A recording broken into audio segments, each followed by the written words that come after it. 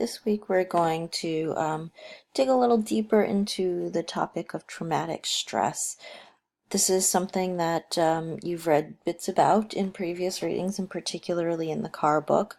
And so with this week's materials, hopefully you'll see significant overlap, but that you'll also recognize how these things add to, they build on, they clarify things that Carr has written about. The first reading is Massaglia and Pridemore, and I've only assigned a very short piece of this article for you to read. This small section is 2 paragraphs long about incarceration as an acute and chronic stressor. It's considered an acute stressor because it does require significant change to various parts of life, as Carr defined stressors in chapter 1. And it's considered a chronic stressor because incarceration is associated with exposure to daily stressors over an extended period of time.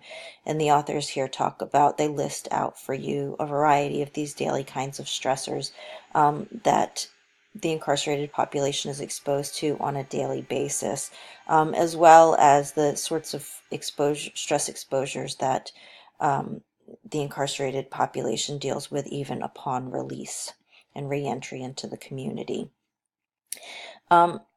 Incarcerated related stressors can affect things like allostatic load, which we've read about before, immune function or dysfunction over the long term, and medical diagnoses, as well as self-reported stress-related illnesses.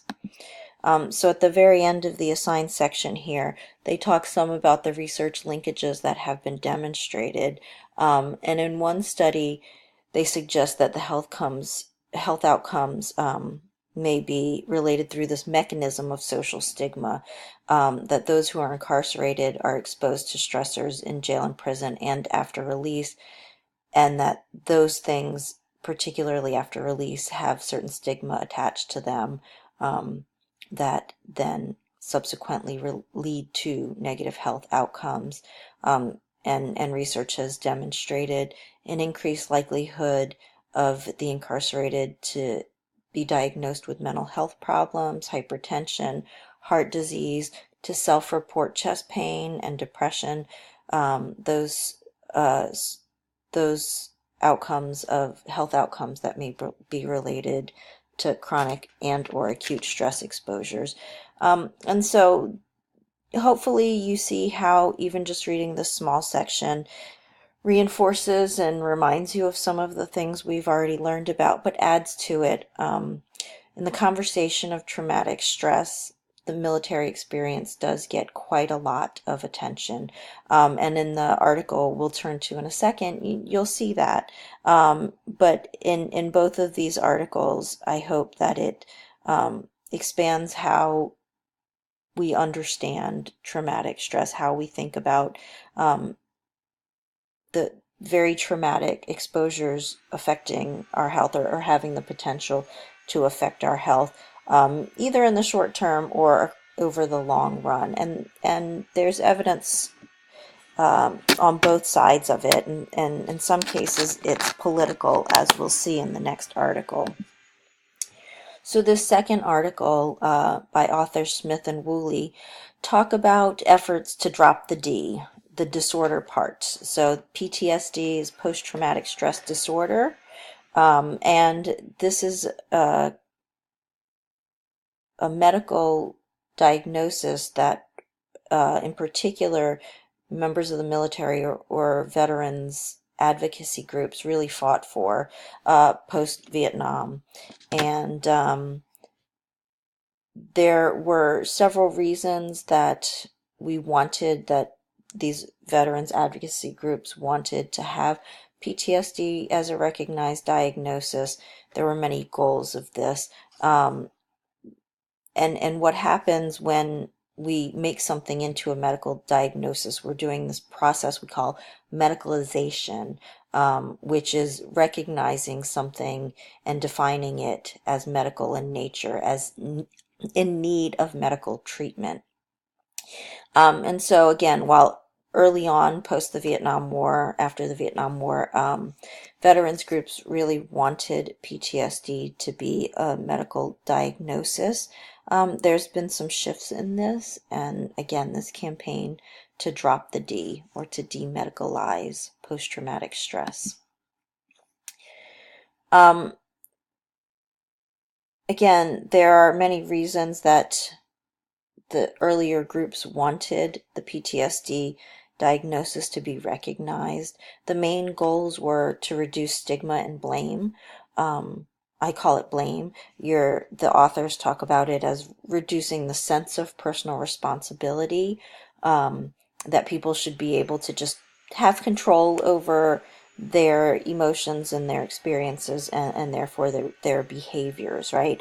Once we recognize something as medical in nature, like cancer, we shift the attention away from blame to treatment, right? That there's some underlying susceptibility, and then some people end up with this medical condition, and then it needs to be treated medically. Another big goal is to give people a frame within which to understand the symptoms, the distressing symptoms of traumatic exposures, so that not only the individual suffering can better understand and explain what they're going through and identify with that, but so that the people around them may also. And a third big goal is that once we recognize PTSD as a medical condition, we become more likely to channel resources toward things like medical treatment and disability support for it. And so during this time of trying to get PTSD recognized, and it happens by 1980 when it becomes a specific diagnosis in the DSM, the Diagnostic and Statistical Manual, which is the handbook put out by the American Psychiatric Association. It gets revised every decade or so, about every decade, I suppose. And PTSD gets added to this, but the criteria for it shift over time. But one thing that really stands out, especially early on when it gets put in the DSM, is that PTSD was always recognized as the result of social factors. Unlike many of the other disorders listed in the DSM, again, particularly at that time, some of the DSM criteria have shifted over time to recognize more and more social factors or underlying social causes of these things, rather than assuming some kind of genetic psychiatric propensity to having these conditions. Still, the goals of medicalization have not really been achieved for the military. Smith and Woolley kind of lay this out and saying, okay, well, here are the three big reasons that veterans advocacy groups really wanted PTSD to be added to the DSM, but then it gets added and it's there, and it doesn't necessarily serve the goals, or it doesn't serve the goals in the fully intended ways. So stigma and self-stigma remain a significant barrier to accessing resources, and they talk about this really interesting history of how PTSD becomes a diagnosis associated with women. Rape victims, for example, played a large role in the understanding of PTSD, and the diagnoses of PTSD in the population. And civilians, once PTSD becomes recognized as a consequence of traumatic experiences, then it's not specific to the military, and as a result, some members of the military become reluctant to take on that label, to identify with the diagnosis. And when they do, when they don't identify with it, when they will not accept the label, they don't have access to resources as they should. And in addition to that, even though a significant amount of resources have been channeled to treating these wounds of war that military personnel have experienced, some are concerned that PTSD treatment is really costing too much for the military. So again, even though this was a fight initiated in large part by combat victims, by veterans advocacy groups, they've now sort of reversed that course, at least some of them, and instead they're wanting to change PTSD, either dropping the D, which is a big part of the campaign, no longer calling it a disorder, just calling it post-traumatic stress, or changing it to post-traumatic injury. Then this is a recognition that injury is something you can recover from, while disorder is something that may go on for a long period of time.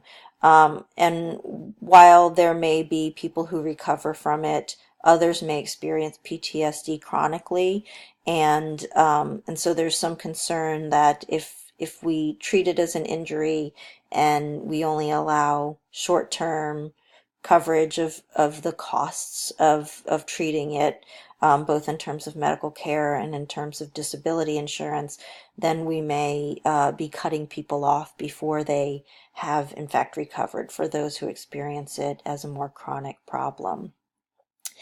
Um, but so, despite these efforts so far to drop the D, to change PTSD for the military, the DSM has not fallen in line with this new movement. They've kept PTSD in there. They've changed it. They've broadened it by opening up new categories for young children and for people who experience um, PTSD more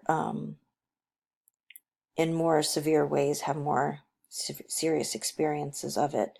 Um, and so it's these efforts to drop the D haven't fully panned out, and in addition to that, some people, the authors in particular, warn that maybe they don't want them to. Maybe they should take a pause and rethink the possible unintended consequences, taking resources away, having people who are suffering from PTSD no longer identifying with it, can lead to a variety of different reactions. Rather than getting treatment or talking to people about it, that it may translate into other unintended consequences.